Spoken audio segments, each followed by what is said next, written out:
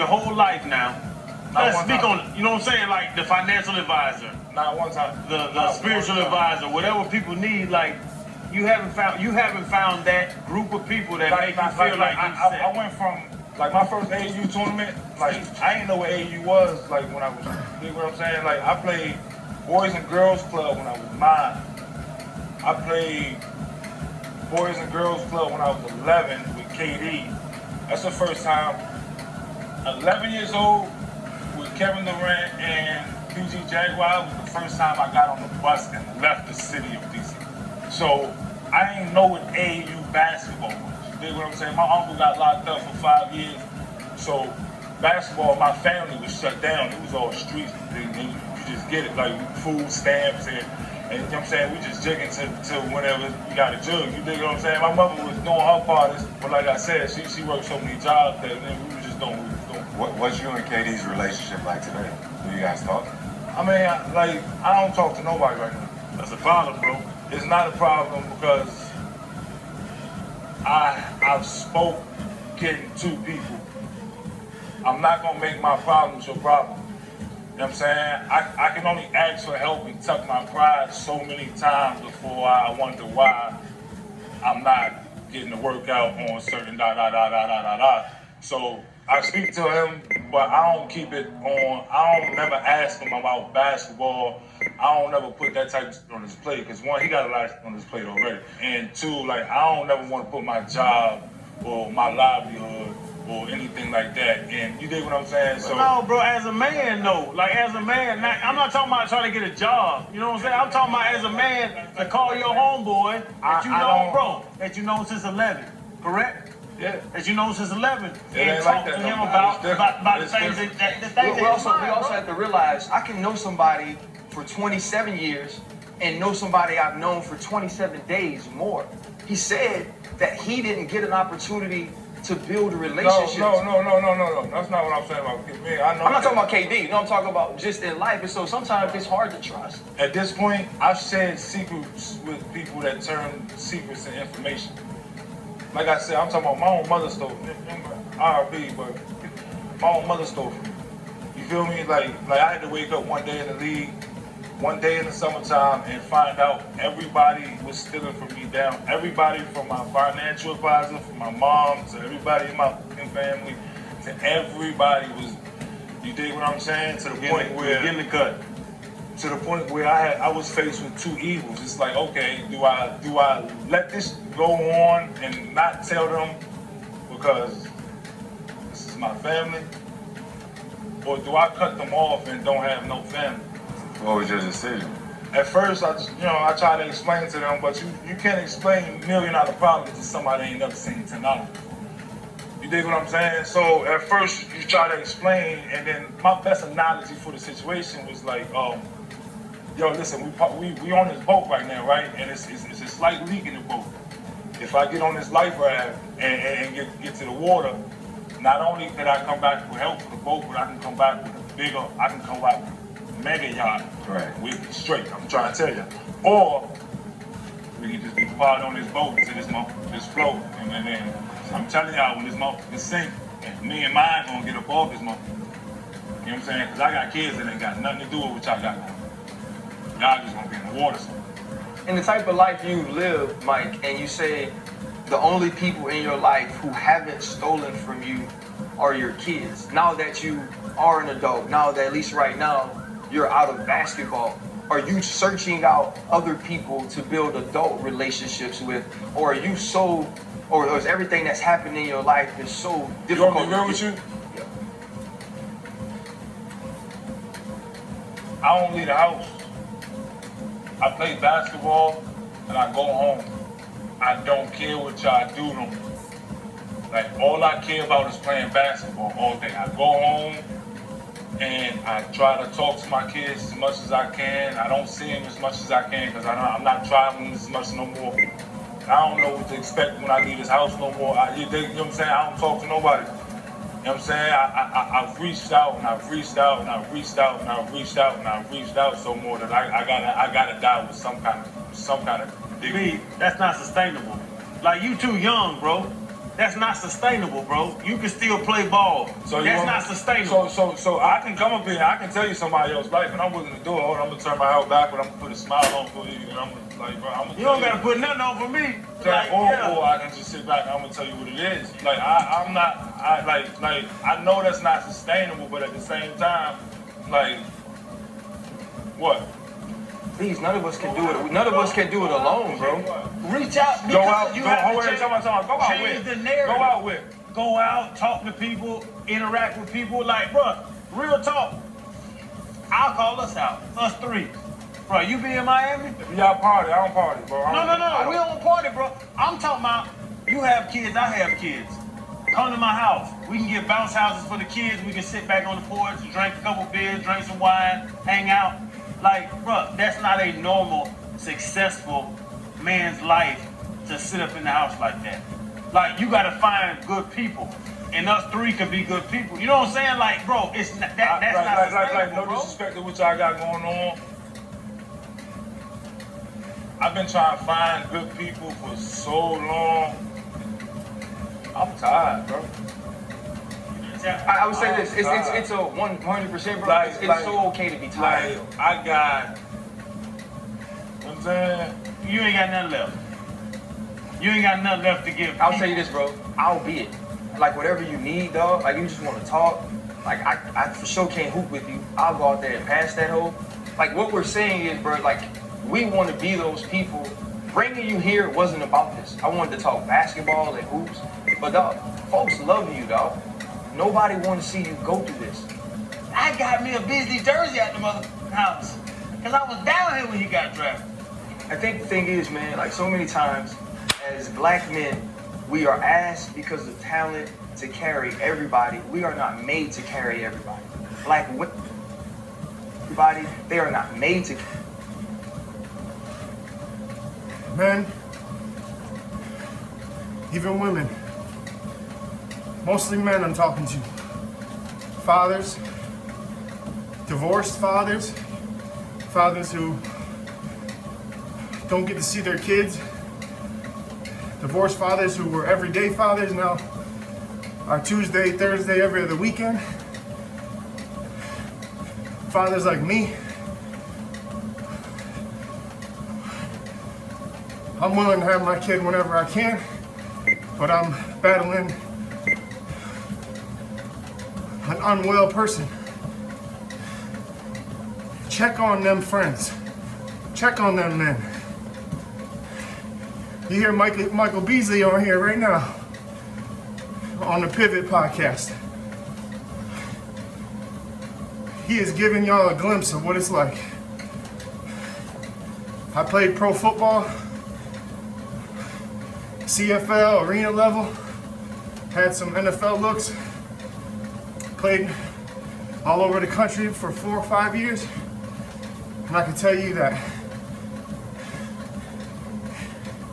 it's fucking hard when all your life you identified as something, and now you have to figure out what else is next.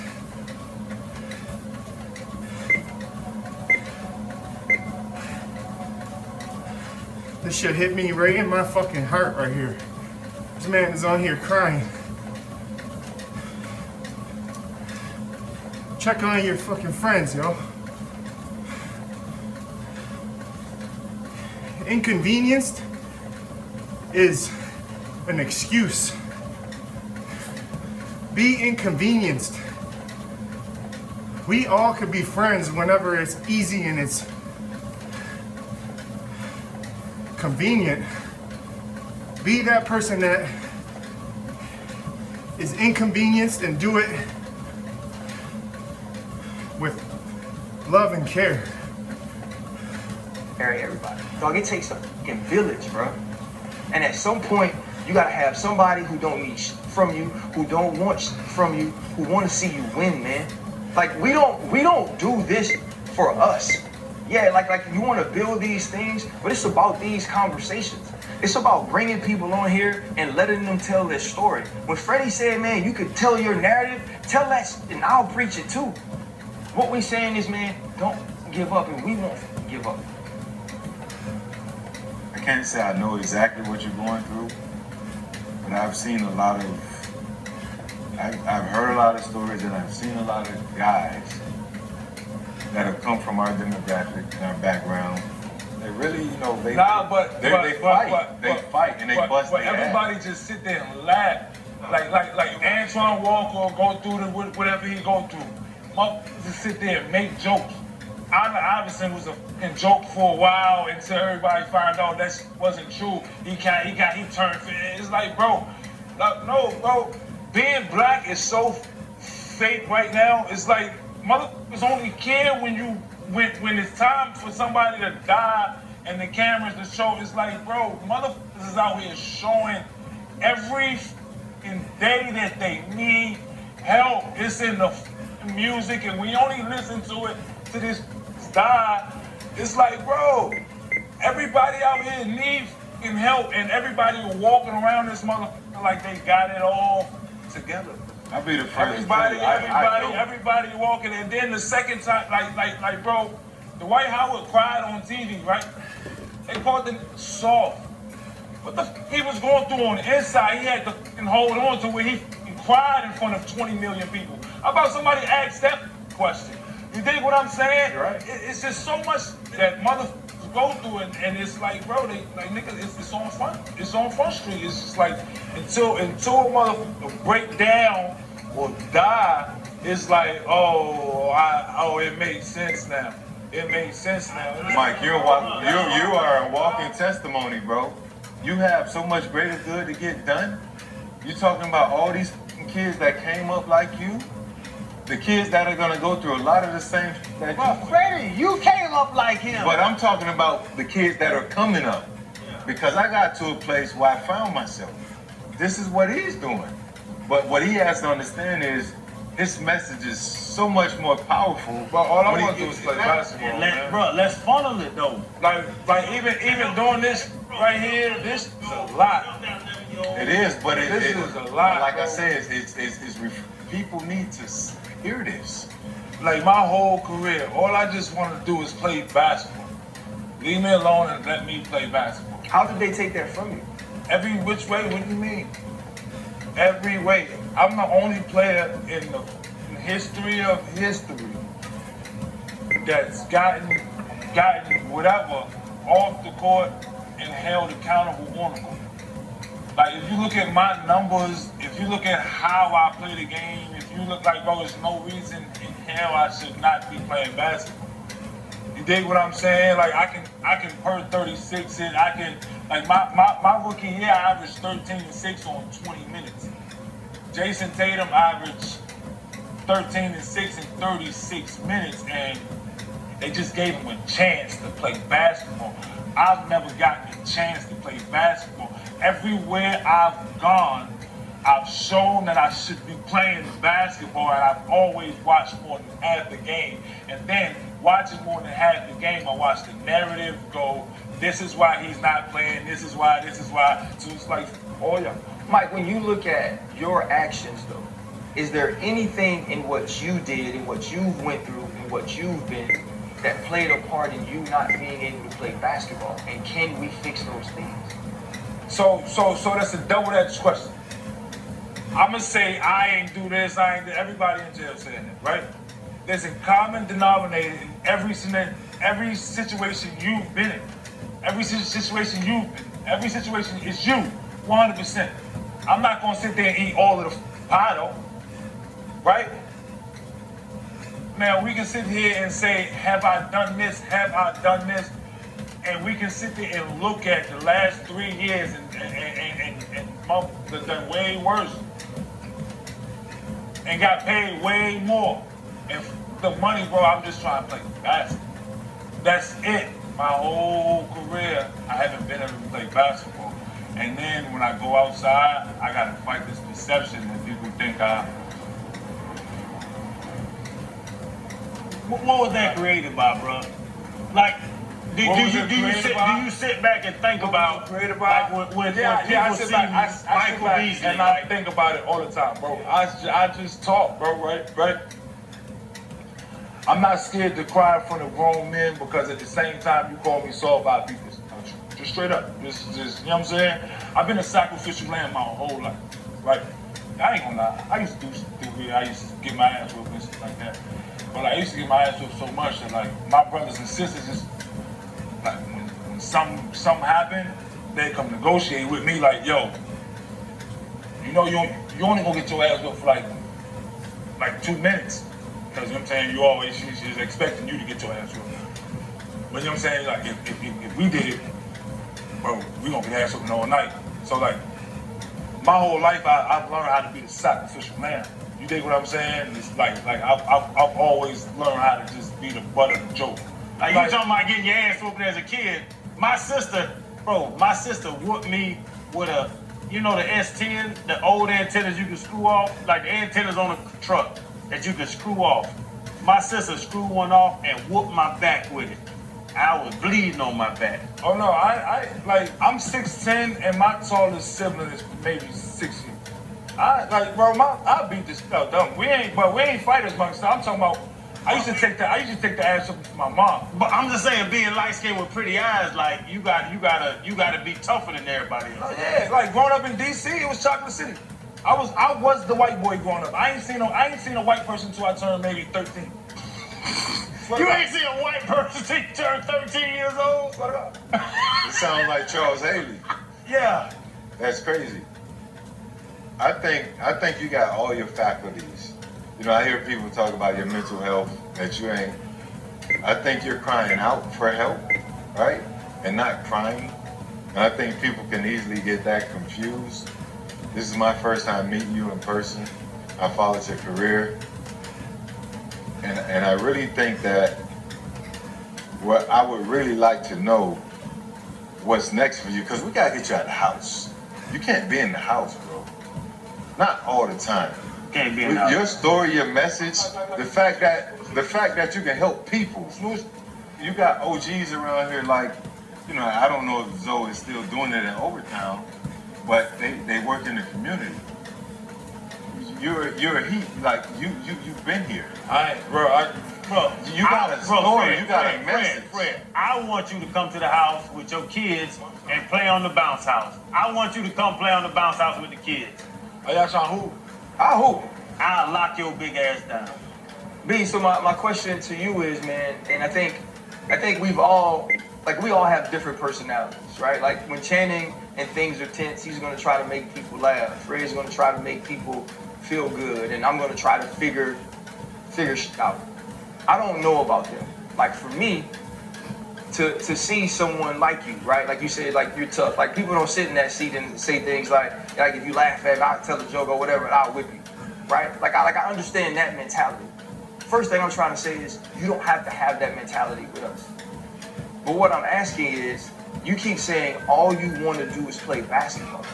If that never becomes, I can play basketball for money again. If it's just, I just get to go to the gym and hoop. What else you gonna do? I've been in the gym for 4 years playing basketball. So what else can you do other than play basketball? I can go live. So let's do that. Why? Because we can't just take our ball home and die. Says who? Says I don't want you to. Bees, we all gotta retire, bro. We all gotta retire. Sooner or later. Yeah, but I'm gonna retire like how I want to retire, right? I can't live my life on your terms. Like I can't just let my dream die, right? So, No, people are gonna always remember you more for how you made them feel than what you did on the court, on the field, or any other sport. Sports are just entertainment, but a feeling lasts a lifetime. yeah, I'm not. And if you can give that back to people, your job will be done. Because that sport ain't gonna last forever. You're 33. You might have 4 years max left in the tank to play at an ultimate high level. But after that, I'm 46. I'm be real with you. I'm be real with you. They took everything from me as like along the way, right? I ain't been able to play basketball. I ain't been able to talk to myself. Like they laughed at me every step of the way, right? Like every step of the way. My mom died and they laughed. Right? The shorts incident, same thing. Somebody passed. So you want to know what happened with that? You was so dealing like, with so something. like I left the team in October, right? Because like I found out my mom had cancer. This is why New York was so. That's why that season was so like. New York meant a lot to me because You drive to your mom. I was so close. You dig what I'm saying? I get back, and now all I got is FaceTime phone calls with her, right? You know what I'm saying? And they just regular ass phone calls, like, yo, what's up? Yo, what's up? You know what I'm saying? Oh, mom, this and I got my little brother living with me at the time. You know what I'm saying? Because he was living with her, and you know, she just sent him with me, so I got him with me now. So you just talk to her every day, whatever. Right after training camp, he went home, and she FaceTimed me, and it's the same. But he FaceTimed my other phone and showed me